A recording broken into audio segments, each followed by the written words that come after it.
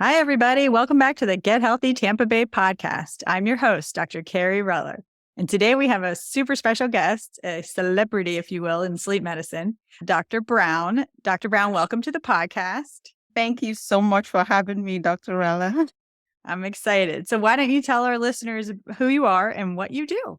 Yeah, absolutely. So I am a sleep physician. I am the founder of Restful Sleep MD. And what I do is help high achieving women and their children sleep better so that they can thrive and live their fullest potential. So sleep health is good health. Sleep health is definitely good health. And I think that's what we're going to talk about all today. I want to know everything that you can give us in a short amount of time, but basically the importance of sleep for our health and wellness. So basically, where do you want to start? How does sleep affect our health? Yeah, that's a really good place to start. So sleep is not just a cure for sleepiness. It's not just something we do at the end of a busy day. It's something that is critical for life. Really, every aspect of our life is centered on good sleep. And so, just in terms of when we talk about the pillars of health, diet or nutrition and activity and sleep, I may be biased, but I think sleep is actually really fundamental for you to stay physically active, for you to have a good metabolism, for you to have a robust immune system, good heart health, for you to make executive decisions, sound mental health, all those things revolve around sleep. And we're getting more and more aware of this in the research. And the beauty of it is it's been consistent. There has not been really to date that I know of any studies that say that can get away with insufficient sleep and you can actually do okay. That the data is all pointing in the same direction, which is optimize your sleep and it will potentially make you live longer. Absolutely. I was definitely going to chime in for mental health because it's Mm, a big one that I definitely talk about and had witnessed mm. with some crazy roommates in college. So they'd try to stay up all night and then she was not able to function whatsoever. But so, how much sleep does everybody need? So the answer to that really varies by age. The National Sleep Foundation has recommendations really from newborn all the way to adult. So for example, newborns need about 14 to 17 hours of sleep. And you wonder why? Because they are going through very, very rapid growth and development. Even though we may need less, we still need sleep. So, school-age children, for instance, need anywhere from 9 to 11 hours. And then our teenagers need about 8 to 10 hours of sleep. And then adults, 7 to 9 hours. And then, much sort of older adults, maybe a little less, about 7 to 8 hours or so. But I think more importantly, you can see that there's such a range, right? Some people are on the sort of shorter end of the spectrum, and some people are what you call long sleepers. So the way I really look at this is how much sleep do you need to promote alertness, to ensure that you are able to function appropriately during the day and not feel sleepy. And that is individualized. That varies from person to person. So while most people may feel like, yeah, I can get away with 6.5 hours of sleep, usually when you really have to be sincere with yourself, you may find out that maybe you're relying on a little bit of coffee. Maybe you're starting to find out you're feeling sleepy during the day. And so that may be a sign that you might need a little bit more. And so again, it really does vary. So, is the quality of sleep as important as the quantity? Absolutely. So when we talk about restful sleep, there are three elements, and that's the quantity of sleep, which we just talked about, which varies by age, where there's a range. There's also the quality of sleep, where you're really talking about restorative sleep, because I would rather you get, honestly, 6 hours of restful sleep than 8 hours of poor quality sleep where you wake up feeling really crappy, right? So the quality also matters. And there are definitely conditions that can impact the quality of sleep we get. There are habits that can impact our sleep quality. And there's also things that we may be eating or drinking and things like that that can affect the sleep quality as well. And then the third one is the timing of sleep. And really that focuses around our circadian rhythm or that internal clock that essentially helps our bodies know when it's time to go to bed and when to wake up.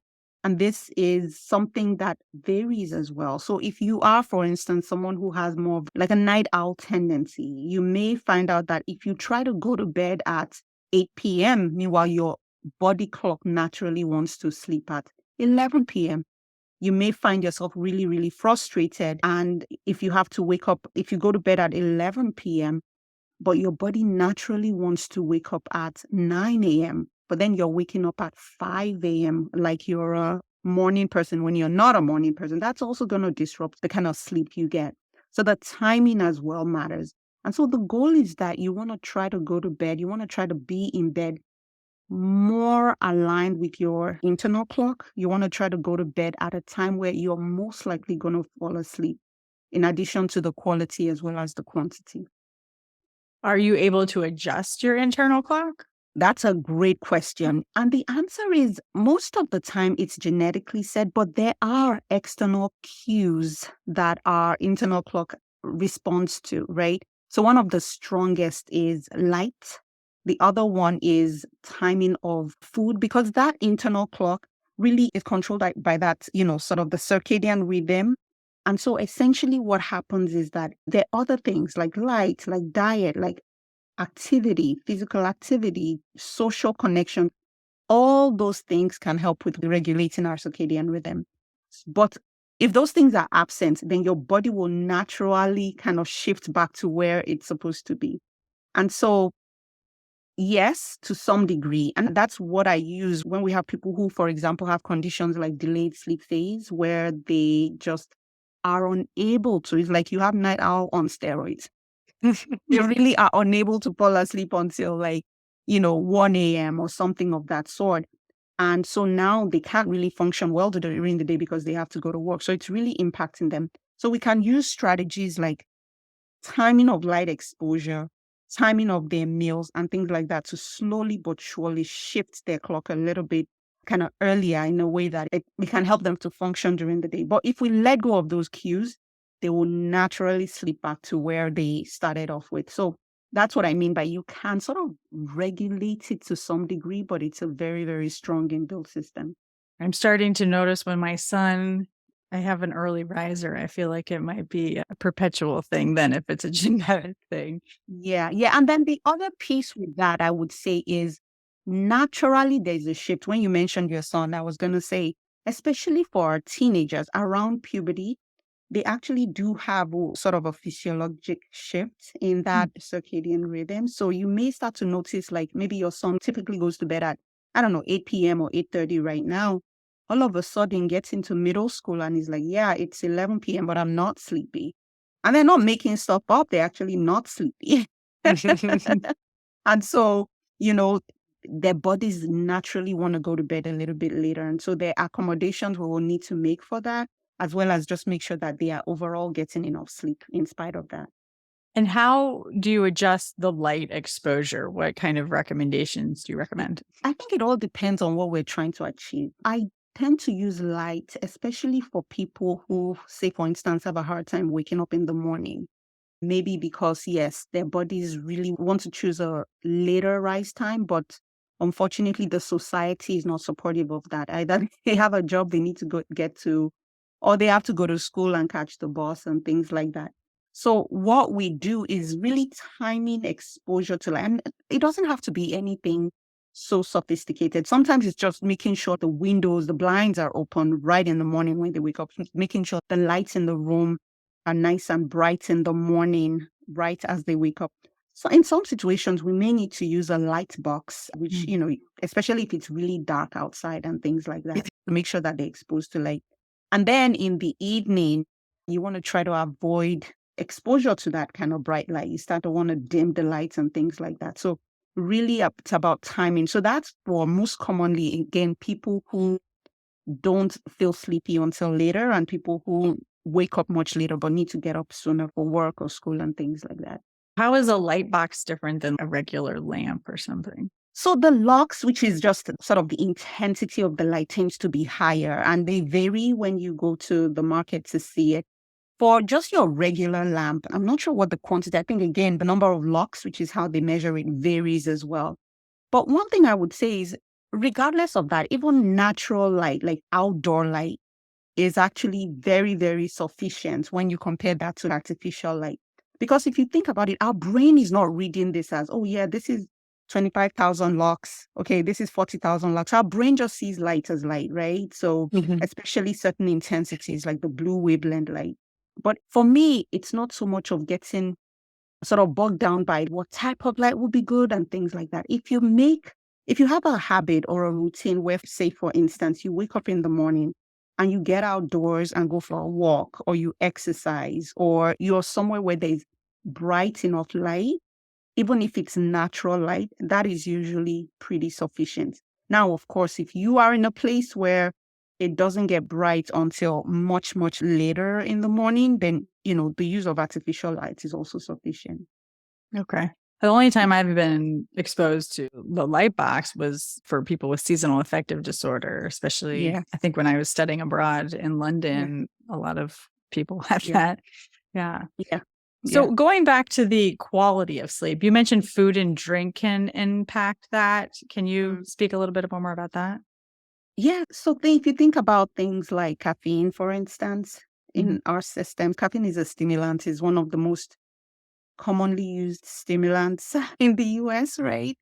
And so what it does is that it blocks a substance that our brain produces, which essentially helps us know that we're starting to feel sleepy, called adenosine.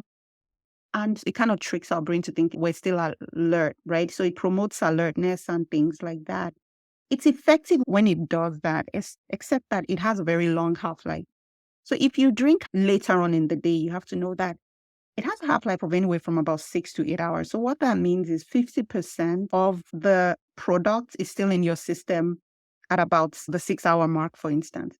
So if you drink iced tea or soda or a cup of coffee with dinner, then, you still have a lot of it in your system when it's time to sleep. And so what that can do is it can actually fragment your sleep, and it impedes, or it doesn't allow you get into really deep restorative sleep as much. And also it's diuretic, so you're probably going to get up more frequently to use the bathroom. Another thing would be like alcohol. Alcohol is a great sedative. And I noticed that a lot of people, even especially people who struggle with insomnia or things like that, may just grab alcohol out of frustration to be able to fall asleep quickly. So you will fall asleep quickly. But then it's also quickly metabolized by the liver. And so what then happens is you now may fall asleep quickly for the first sort of half of the night. And then later on, you have what we call just this REM rebound, which is when you may start to have these really intense, vivid dreams. Again, it's also a diuretic. You may wake up more frequently. The quality of sleep you're getting is impacted, and you're waking up feeling more exhausted. And so that's that phenomenon of the hangover and things like that you might have in the morning after a nightcap. Ideally, you want to at least wait maybe 2-3 hours before going to bed if you drink alcohol, and make sure you try to drink as much water as possible. It would be nice if you could just have your alcohol by like 2 p.m. and be done, but I don't think that would be necessarily welcomed in our society. Yeah, I definitely counseled patients about the alcohol, but I did not know exactly how it impacted the sleep. I knew, obviously it helps you go to sleep, but the quality is usually pretty poor. And Very another interesting. one that I should include is if you do have patients who, for instance, maybe they have sleep apnea, or maybe even if it's just very mild sleep apnea, which is the pauses or difficulty in breathing we have during sleep, because in some people it is a serious condition that can cause a lot of effects on our bodies. If you drink alcohol, it further relaxes you. So it can make sleep apnea worse. So sleep apnea in and of itself is a beast when it comes to making you feel really restless, really exhausted when you wake in the morning. And so now you have worsening of your sleep apnea with alcohol. So that's another mechanism by which it can make your sleep feel worse. I was going to go back to the caffeine. So on 23andMe, they have like a test for caffeine metabolizer. And some people are a little bit more fast at that. Is that just increase the half-life of the Pretty caffeine much. metabolism? Okay. Exactly. And I have to really look at how that process is, but there are different metabolizers. And so unless you do get that testing to know, I mean, sometimes you'll hear people say things like, well, I drink coffee just before bed and I sleep really well. I don't even know what that means, honestly. Like, what does really well sound like to you? You might be just so used to having non-restorative sleep that you just think that's normal. That's one.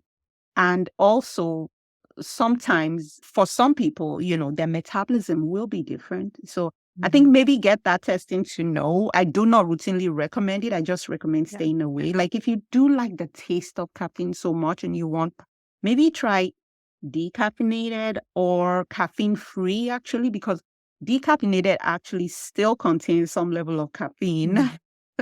I hate to be the bearer of bad news, but it does. So maybe try something caffeine free if you do like that taste. But if you feel like you do need caffeine, then the question is why? Is it that Mhm. you're not getting good enough sleep? So let's work on your sleep so that you can be more alert, maybe need caffeine less and just be better overall. I never really understood the thing when you're out to dinner and everybody gets like a cappuccino at the end of the night. Isn't that full of caffeine? And then It's obviously like a after dinner alcohol drink too. yes, Like it's just a yes. recipe for disaster. I always find that fascinating. I mean, it sounds great. You have dessert and a cappuccino, Right. and it's really, really strong caffeinated beverages at that, not just something. So I think that's fascinating. And yes, and you've had alcohol. So now you have a combination of those in your systems. If you do that once in a while, we don't want to be punitive and be sticklers about this. So if you're Right. out with do it if that's something that makes you feel really connected with those you're spending time with and you feel like that just fills you emotionally. That's fine. You know that, okay, the next day, yeah, I might have to struggle through the day, but I had an incredible night. That's okay. I think the important thing is maybe not make it habitual where you're Right. now doing this every day or something. Then, that might be something you want to check out. Yeah, I like that. I think you're right. It's probably not something that you're doing every day. And if it is, it should be something that would be changed. Do you want to speak anything on the stages of sleep and how they could be improved of quality or how that's relevant to a good sleep? Yeah, so we have two broad sort of stages of sleep. There's the non-REM stage where you actually have light sleep and sort of intermediate sleep, and then what we call deep sleep or slow wave sleep. And then the last is the REM sleep. Some previously it was called stage 5 or something, but it's now called REM sleep, which is rapid eye movement sleep. And so with rapid eye movement and non-rapid eye movement sleep, really there's been a lot of theories around what role they play.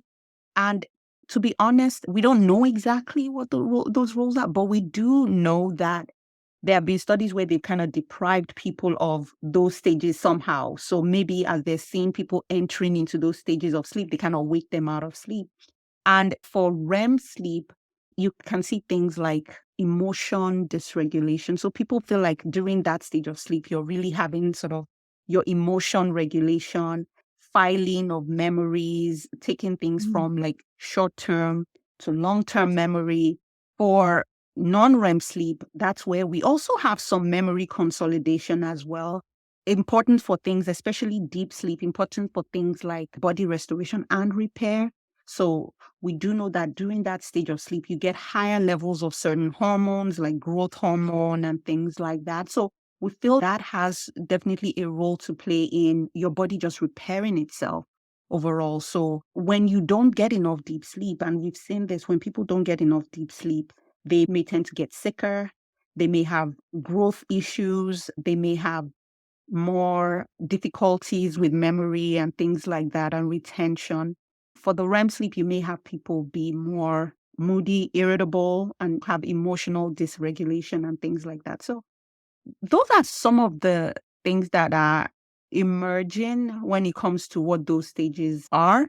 Now, there are also, apart from foods and things that can impact our sleep stages and our sleep quality, there's also medical conditions that can as well. If you have, like I talked about, sleep apnea, or if you have things like restless leg syndrome, or if you have an underlying medical issue, if you have asthma or reflux or things like that, that keeps waking you out of sleep, taking you out of whatever stage you're in during sleep, that can also impact your sleep quality overall. So people ask like, oh yeah, which stage is the best? I think all stages are good. I don't think, I mean, people always say, oh, yes, deep sleep sounds pretty good because you know, when you've not really had that deep sleep, you know how you feel still exhausted in the morning and things. There may potentially be some things that you can do to overall improve what people say deep sleep. Some of those things include things like physical activity and exercise. So, what that does is actually increases your sleep drive.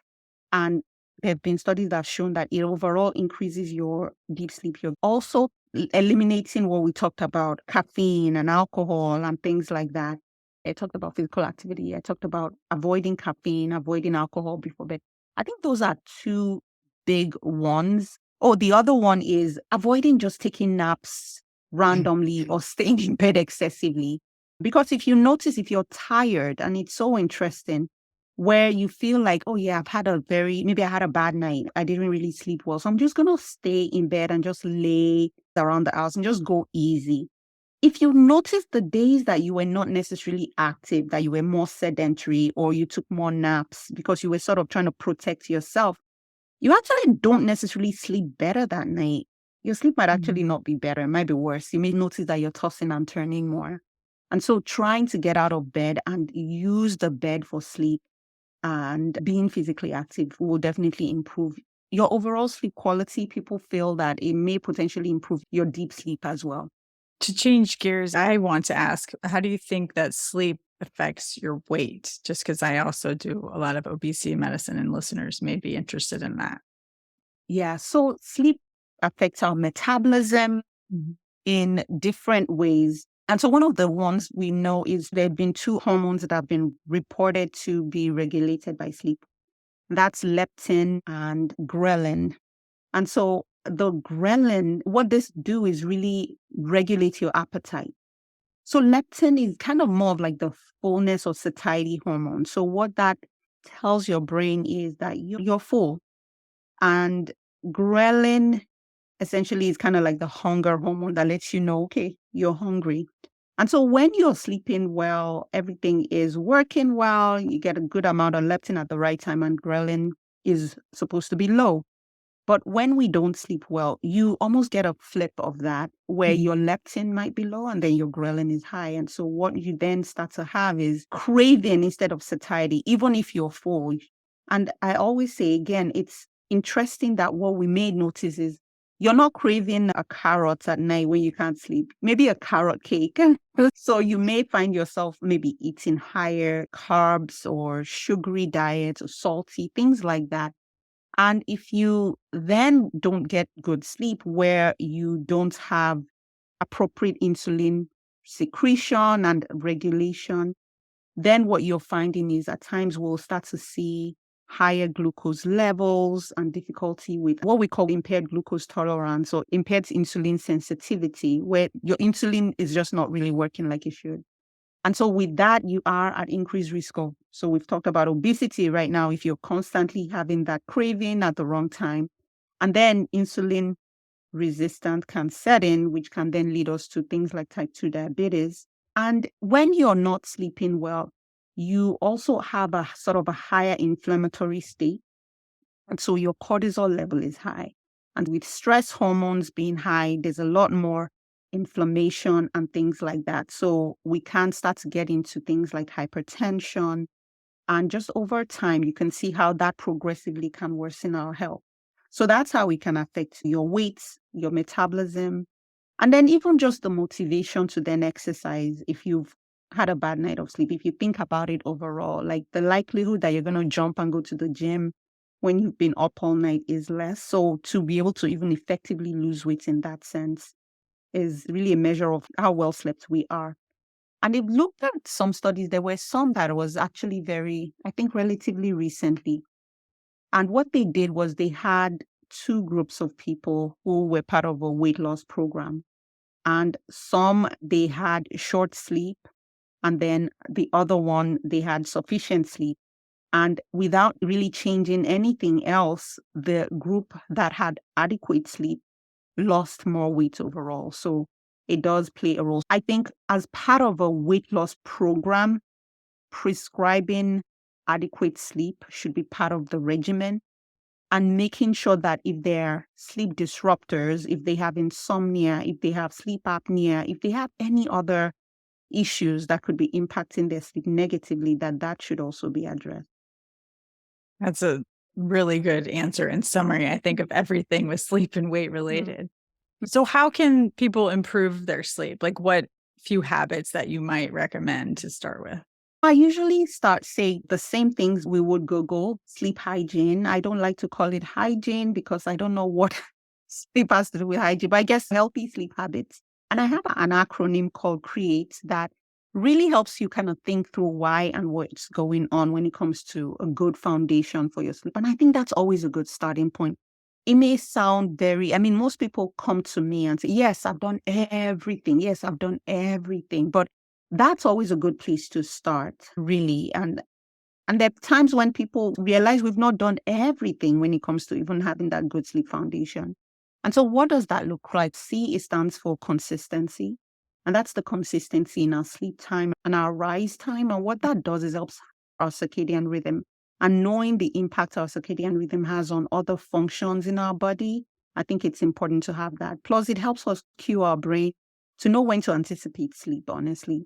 And this consistency we want to keep even on the weekends as well. So you don't want to keep flip-flopping, Mhm. sleeping in too late on the weekends, because what that does is it causes this disruption and misalignment that then you try to repair on Monday or Sunday night when you're trying to go to bed earlier.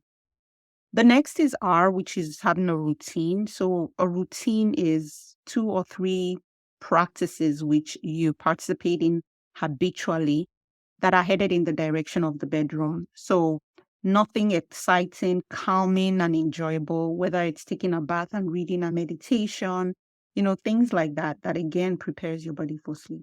Then the next is E, which is the environment. We recommend having an environment that is cool, that is dark and noise free. Again, there's a lot of logic behind that. We want darkness so that we can get that production of melatonin and avoid disruption in our sleep. We want a cool room so that as your core body temperature is dropping, you're not uncomfortable, you're able to sleep better. And then noises, it's going to disrupt your sleep anyway. So you can use a noise machine if you're someone who doesn't like complete quiet. But then what you don't want is TV or something that's playing in the background. And then A stands for assigning the bed for sleep and sleeping only in bed, because our brains make associations.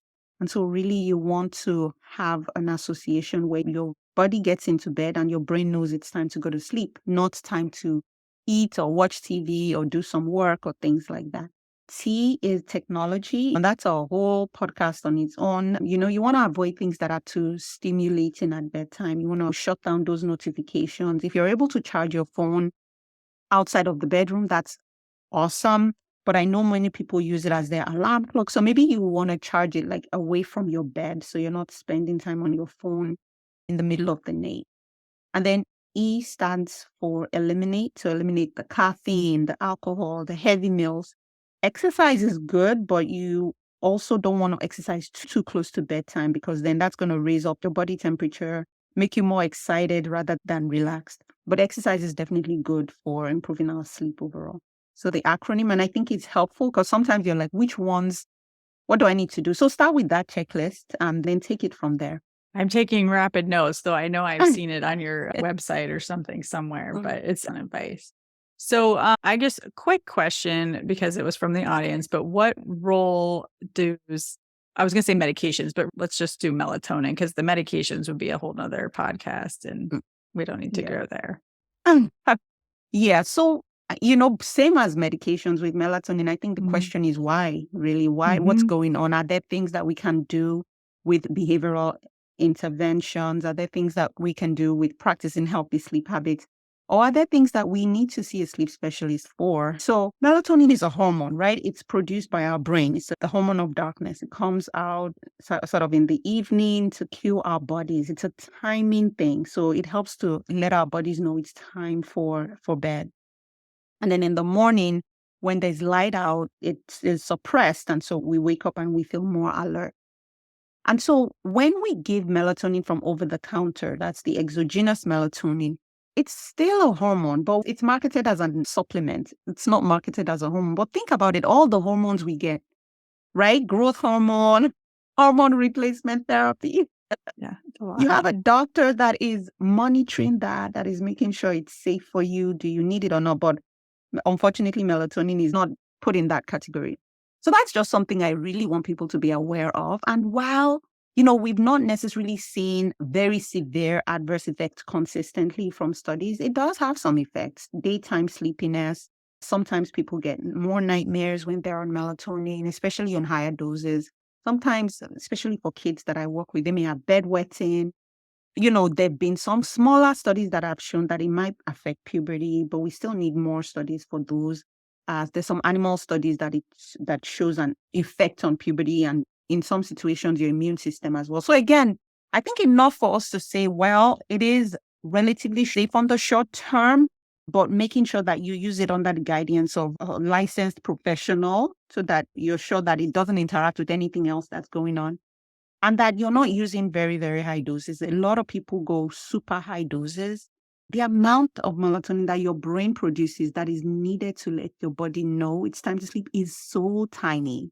But, you have people using up to 10 milligrams, 20 milligrams of melatonin. That's a lot. So honestly, if up to 5 milligrams doesn't work, I don't know if 10 milligrams or 20 milligrams is going to cut it. I think you need to pull the plug and try to deal with what exactly is going on with your sleep.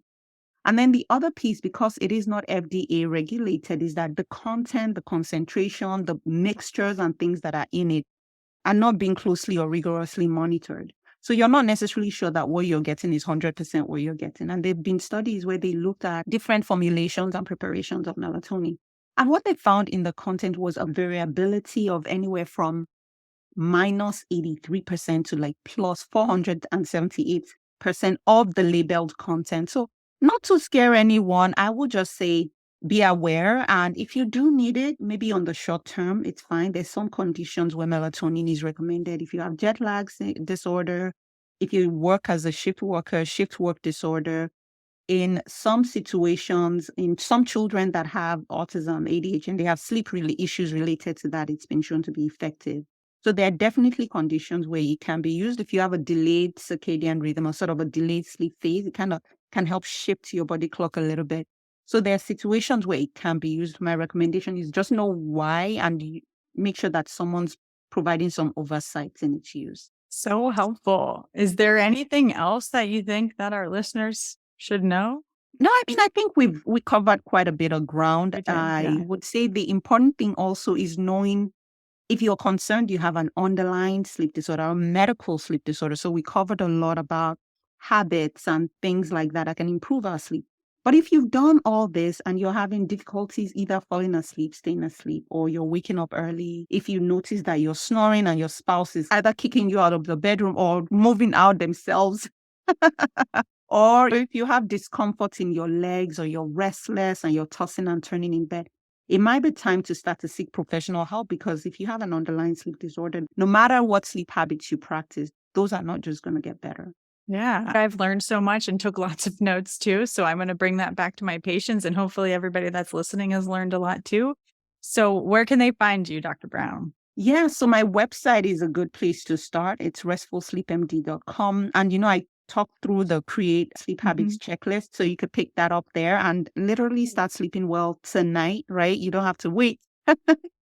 Get started on that. And then if you are a woman, a high achiever, you have kids and you're just feeling overwhelmed and exhausted and you're looking to improve your sleep, improve your energy, improve your focus, clarity, you want to optimize your performance, right? It can help you learn how to tap into using sleep as a tool. So connect with me. I have a one-on-one coaching program where I help women walk through that to get to the other end.